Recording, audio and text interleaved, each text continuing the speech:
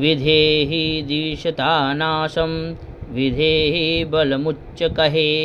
रूपं देहि जयं देहि यशो देहि दिशो जहि विधेहि देवि कल्याणं विधेहि परमां श्रियं रूपं देहि जयं देहि यशो देहि द्विषो जहि सुरासुरशिरोरत्न निघृष्टचरणेऽम्बिके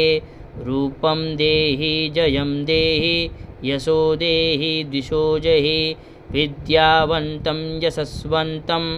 लक्ष्मीवन्तं जनं कुरु रूपं देहि जयं देहि यशो देहि दिशो जहि प्रचण्डदैत्यदर्पघ्ने चण्डिके प्रणताय मे रूपं देहि जयं देहि यशो देहि दिशो जहि चतुर्भुजे चतुर्वक्त्र संस्तुते परमेश्वरी रूपं देहि जयं देहि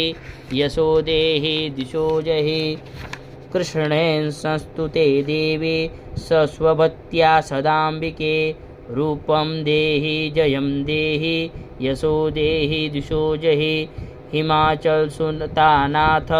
संस्तुते परमेश्वरी रूपं देहि जयं देहि यशो देहि दिशो जहि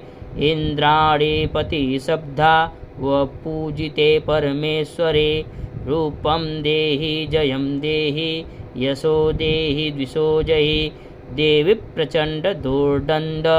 दैत्यदर्पविनाशिनी रूपं देहि जयं देहि यशो देहि दिशो जहि देवी भक्तजनोद्दाम दन्तानन्दोदयेऽम्बिके रूपं देहि जयं देहि यशो देहि दिशो जहि पत्नीं मनोरमां देहि मनोभृत्तानुसारिणीं धारिणीं दुर्गसंसार सागरस्य कुलोद्भवाम् इदं स्तोत्रं पठित्वा तु महास्तोत्रं पठेन्नरः स तु सप्तशती संख्या वरमाप्नोति सम्पदाम् इति दिव्यार्गलास्तोत्रम्।